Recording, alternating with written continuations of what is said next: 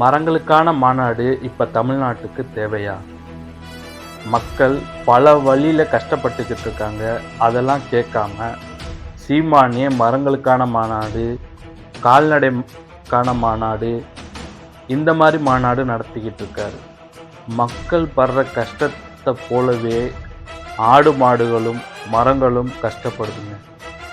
அதை கேட்குறதுக்கு சீமான் போல ஒருவராவது இருக்காருன்னு நம்ம சந்தோஷப்படணும்.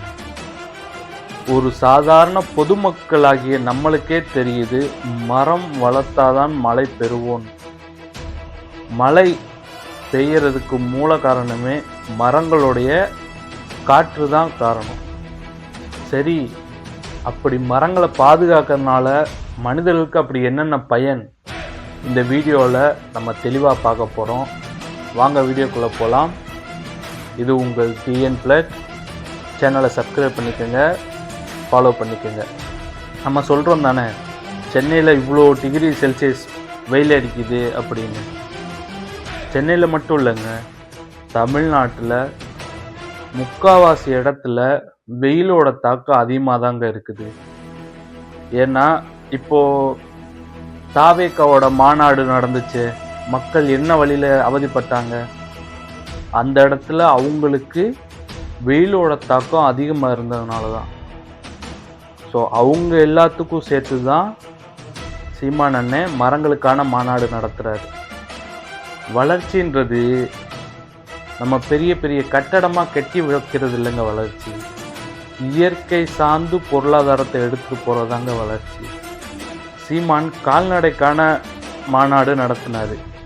அது எத்தனை பேர் கேலி கிண்டல் பண்ணியிருப்பாங்க, எத்தனை பேர் அவரை ஒரு இழிவாக நடத்தியிருப்பாங்க. யோசிச்சு பாருங்க. ஜல்லிக்கட்டு போராட்டத்துக்கு தமிழ்நாடு முழுக்க போராட்டம் பண்ணுறதுக்கு நம்மக்கிட்ட தெம்பு இருக்குது. அந்த ஜல்லிக்கட்டு மாடு எங்கேருந்து வருண்டா அப்படின்னு கேட்டால் அதுக்கு கேள்வி இல்லை. அதையும் தாண்டி மாடுகளால் நமக்கு என்னென்ன பயன் இருக்குது. அந்த காலத்தில் மாடு போட்டி ஏறு உழுதாங்க. இப்போது நம்ம டெக்னாலஜின்னு டிராக்டர்ஸ்லாம் கொண்டு வந்துட்டோம். அதையும் தாண்டி இப்போது பால், தயிர், மோர், எண்ணெய், வெண்ணெய், இது எல்லாமே மாட்டிலேருந்து தான் நம்ம சாப்பிட்றோம், அதுலேருந்து தான் உருவாக்குறோம். அப்படிப்பட்ட ஒரு ஜீவன் வாழணும்னு ஒருத்தவன் போராடுறாயா. அதுக்கு ஆதரவு கொடுக்காட்டாலும் பரவாயில்ல, அவனை இழிவாக பேசாமல் இருங்க.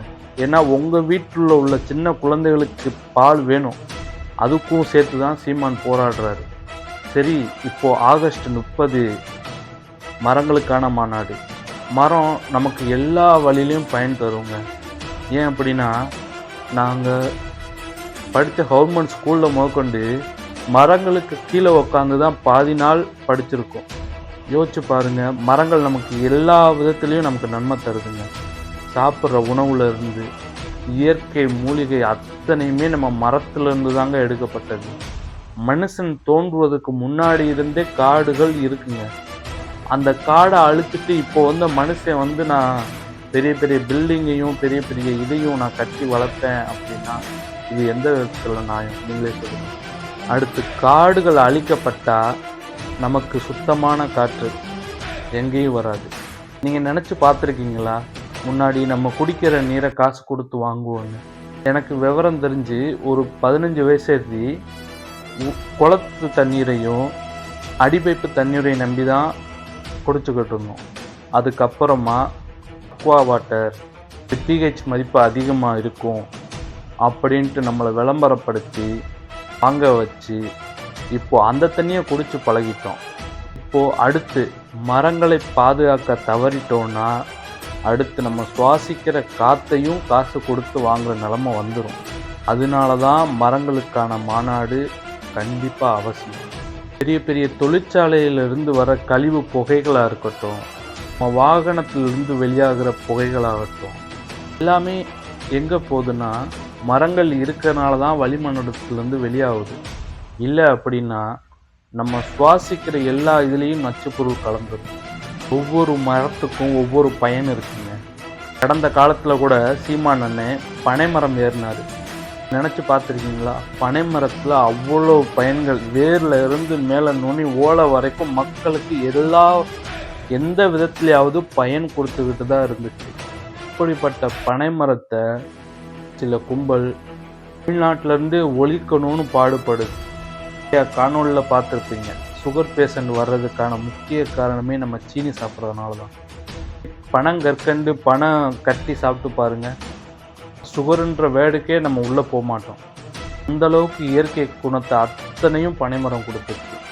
வேப்ப மரம் எல்லா விதத்துலேயும் மருத்துவ குணங்கள் கொண்டது.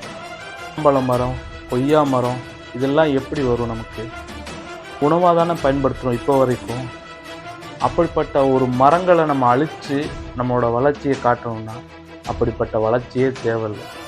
இயற்கை சார்ந்து பொருளாதாரம் பண்ண எல்லா நாடுமே வெற்றியில் தான் நடந்திருக்கு. இந்தியாவில் மட்டும், தமிழ்நாட்டில் மட்டும் இயற்கை சார்ந்த விவசாயம் நடக்க முடியலன்னா மற்ற பெரிய பெரிய முதலாளிகளுக்கு இந்த நிலை வேணும். ஏன் அப்படின்னா அதில் இயற்கை சார்ந்த மண்ணில் அவ்வளோ சத்துன்னு இருக்குது நம்ம தமிழ்நாட்டு மண்ணில். அதனால தான் மாற்றி மாற்றி நம்ம தமிழ்நாட்டை எந்த வழியில் அடிமையாக்கலாம் அப்படின்ட்டு போராடிட்டு இருக்காங்க. செஞ்சு உங்களால் இனிமேல் மரம் வளர்க்க முடியாட்டாலும் பரவாயில்ல, இருக்கிற மரத்தையாவது காப்பாற்றி அடுத்த தலைமுறைக்கு கொண்டு போய் சேர்ப்போம். அந்த வேலையாவது நம்ம உருப்படியாக செய்வோங்க. மரத்தை பற்றி சீமான் அண்ணன் மட்டும்தான் பேசணும்னு இல்லைங்க, எல்லா இளைஞர்களும் பேசலாம், அனைத்து மக்களுமே பேசலாம். ஏன் அப்படின்னா அது ஒன்றுனால தான் நமக்கு இயற்கையாக சுவாசிக்கிற காற்று கிடைக்குது. இல்லைன்னா அந்த காற்றையும் பெரிய பெரிய கம்பெனிகளுக்கு முதலாளிகள் லாபத்துக்கு விற்றுருவாங்க, ஆக்சிஜன் சிலிண்டர் அப்படின்ட்டு. பல நாடுகளில் இது மாறிக்கிட்டு வருது. தமிழ்நாட்டில் இந்த நிலைமை வரக்கூடாது அப்படின்னா தயவு செஞ்சு மரங்களை வளங்க. மரத்தையும் இயற்கை வளத்தையும் பாதுகாக்கணும்னு நினைக்கிற உங்களை மாதிரி இருக்கிற இளைஞர்களுக்கு இந்த வீடியோவை அனுப்பி விடுங்க. ஏன் அப்படின்னா இயற்கையை அடுத்த தலைமுறையில் வர்ற நம்ம தான் அடுத்து கடத்தி கொண்டு போகணும். மரம் வளர்ப்போம், மழை பெறுவோம். இது தமிழருக்கான மண். தமிழ்நாட்டை மீட்டெடுப்போம்.